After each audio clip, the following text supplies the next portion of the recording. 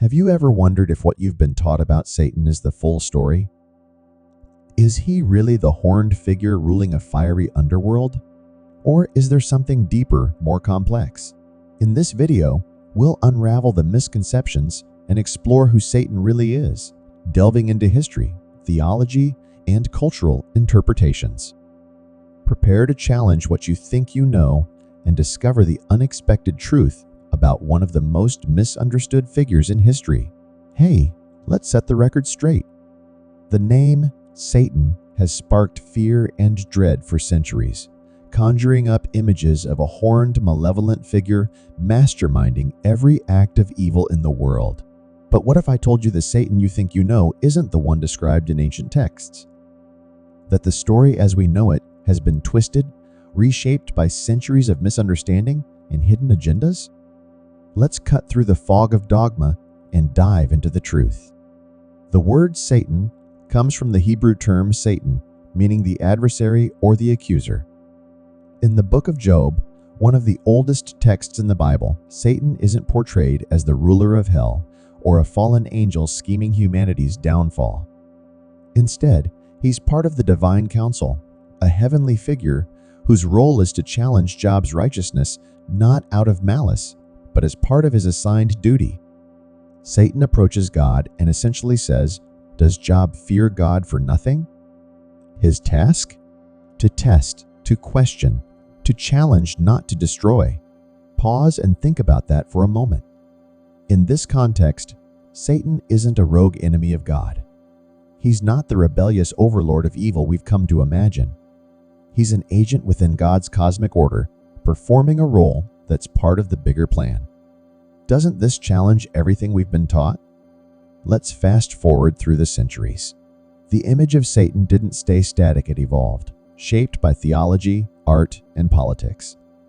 By the time of the New Testament, and especially in medieval interpretations, Satan transformed into the devil we recognize today, the pitchfork-wielding villain blamed for all human suffering. But here's the kicker: this wasn't just theology. It was propaganda. Early Christian leaders weaponized the figure of Satan to enforce moral control, intimidate dissenters, and centralize power within the church. The fear of the devil became a tool to maintain order and suppress opposition. Now, let's bring this closer to home. Take a closer look at texts like Isaiah 14:12.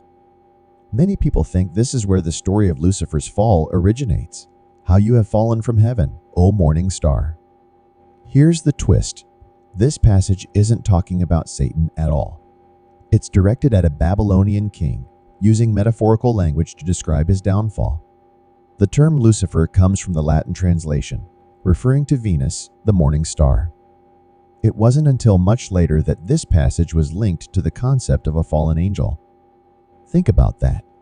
How much of what we know is shaped by centuries of reinterpretation, and how much have we been misled? The idea of Satan as a fallen angel ruling over a fiery hell owes more to medieval art and Dante's Inferno than to the Bible itself. In Scripture, Satan is never described as reigning in hell. In fact, Revelation 20:10 depicts Satan being cast into the lake of fire, not as its ruler, but as one of its prisoners. So, where did the idea of Satan as hell's overlord come from? It's not biblical truth, it's a cultural myth. And that changes everything. This narrative of Satan has been deliberately shaped and distorted over centuries. It's been used to divide people, instill fear, and consolidate control. But the truth is, Satan's original role wasn't as a villain, but as a challenger, someone who forces us to confront our beliefs, test our weaknesses, and explore our humanity. That's a far cry from the caricature of a devil with horns and a pitchfork. The portrayal of Satan as the ultimate villain of existence is the result of centuries of evolving theology and cultural storytelling. But when you peel back those layers of tradition and examine the Bible itself, a different picture emerges. It's a story that challenges the black and white notion of good versus evil, offering something far more complex and far more human. In ancient Hebrew, Satan wasn't a name, it was a title. It meant adversary or accuser, a role that could be filled by anyone, divine or human, depending on the context. This wasn't a rogue being acting independently of God. It was a role operating within God's divine framework. The role of the Satan wasn't to embody evil, but to challenge, to question, and to disrupt complacency. It wasn't about spreading malice. It was about testing and refining. Take a step back and look at the broader narrative of the Hebrew Bible. The figure of Satan is barely mentioned. And when he does appear, his role is more procedural than villainous. The idea of a singular cosmic enemy of God, the Satan we think we know today, was not central to early Jewish belief. So where did this idea come from? It emerged later, shaped by external cultural and religious influences. One of the biggest contributors was Zoroastrianism, a Persian religion with a clear dualism, Ahura Mazda as the force of good, and Angra Mainyu as the force of evil.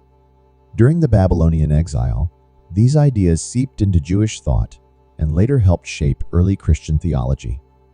The Satan of Christianity, a malicious, independent entity opposing God, isn't a relic of ancient Jewish belief. It's the product of an evolving narrative, heavily influenced by cultural exchanges and theological shifts as Christianity grew. It's a story of transformation, one that reflects how ideas evolve and take on new meanings across time and traditions. As Christianity grew and sought to solidify its teachings, the figure of Satan became more than just a character in Scripture. It became a powerful tool. By presenting Satan as the singular source of all temptation, suffering, and sin, religious leaders could guide believers to seek protection and redemption exclusively through the church. This wasn't just about theology, it was about control. The narrative of Satan shifted dramatically. No longer a tester or accuser within God's system, Satan became a rogue enemy, waging an eternal war against God and humanity. The book of Revelation, often seen as the definitive account of Satan's destiny, added to this reinterpretation. In its vivid apocalyptic vision, Satan is depicted as a deceiver and tempter who ultimately meets his fate in the lake of fire. But even here, Satan isn't described as reigning over hell. Instead, he's bound, defeated, and punished. The fiery underworld ruled by Satan? That's not from the Bible. It's a medieval invention heavily influenced by works like Dante's Inferno. This shift in Satan's image wasn't just a theological evolution, it was deeply political. By defining Satan as the enemy responsible for all personal and societal ills, the church created a convenient scapegoat. Complex human struggles and moral failings could be externalized, pinned on this figure of ultimate evil, absolving individuals of their responsibility and reinforcing the church's authority. This reimagining of Satan wasn't just about faith, it was about shaping power, society, and belief itself. For centuries, the image of Satan has been used as a powerful symbol of fear to control and influence societies. By depicting him as an all-powerful tempter, the narrative erased the complexity of his earlier, more ambiguous role and simplified human morality into a stark battle between good and evil. This transformation didn't happen overnight. It was a slow evolution shaped by politics, cultural exchanges, and shifting religious priorities. The Satan we recognize today owes as much to human imagination as it does to Scripture. In early Judaism, the concept of Satan wasn't central at all. In fact, much of the Hebrew Bible is silent on the idea of a singular, personified adversary working against God. Instead, Satan's role was functional an accuser or challenger within God's framework, not a rebellious, independent force of evil. Over time, however, external cultural influences began to reshape this narrative. A major turning point came with the interaction between Jewish communities and Zoroastrianism during the Babylonian exile. This Persian religion introduced a clearer dualistic worldview, a cosmic battle between the forces of good, Ahura Mazda, and evil, Angra Mainyu.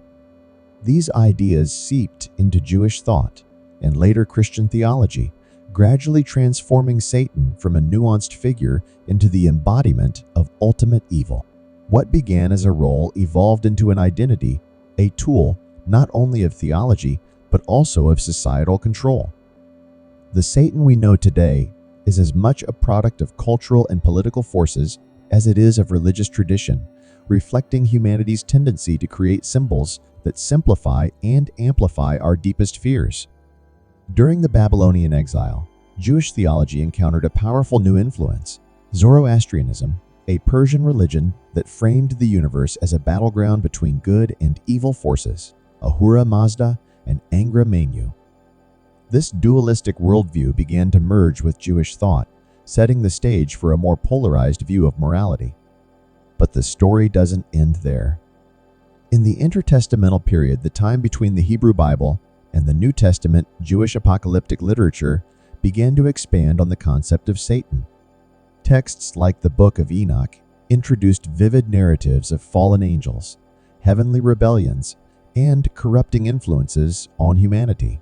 It was in this period that the idea of a cosmic battle began to emerge, and Satan started to transform from an accuser within God's system to a rebellious figure actively working against divine order.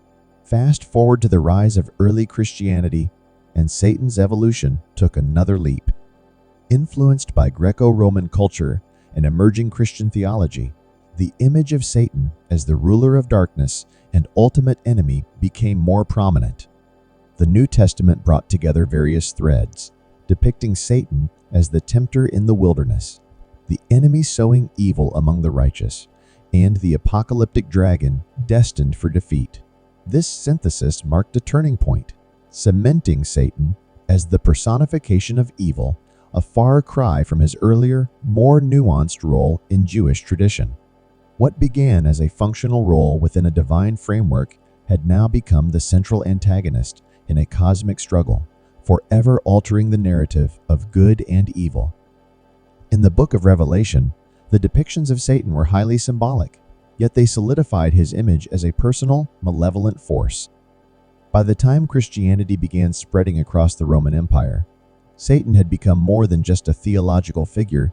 He was a powerful tool in a time of political chaos and religious persecution. Why?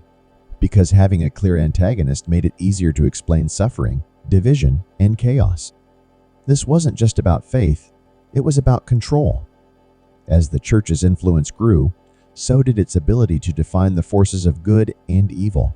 Satan was cast as the root of all heresy, dissent, and disobedience.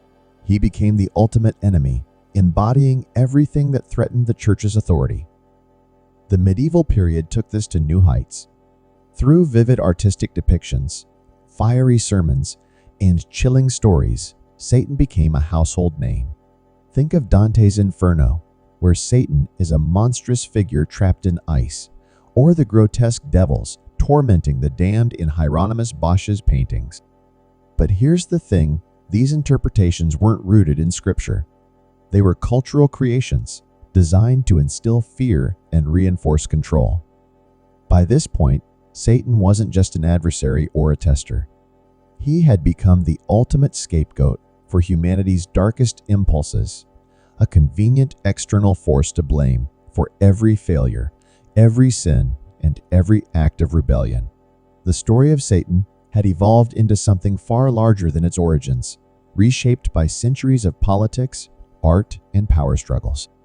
The idea of Satan as a force to blame for internal struggles offered people a troubling sort of comfort.